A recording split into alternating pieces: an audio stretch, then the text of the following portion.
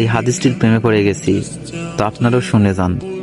আপনি যখন নিজের ঘরে নীরবে কান্না করবেন, আল্লাহ তখন ফেরেশতাদের উদ্দেশ্য করে বলেন, কোন জিনিস আমার এই বান্দার চোখে পানি আনলো? ফেরেশতাগণ বলেন, আপনার বান্দা সুখে নেই, আপনার বান্দা অনেকদিন হাসেনি।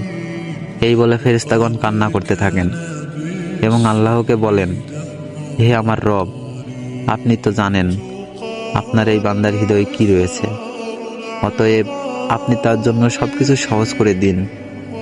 আল্লাহ বলেন, আমার এই বান্দা এমন কিছু জীবন থেকে হারিয়ে ফেলেছে যে সে অধিক ভালোবেসেছিল।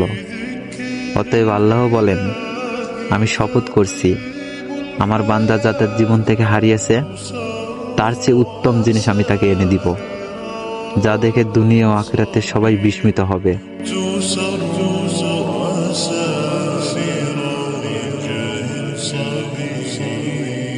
be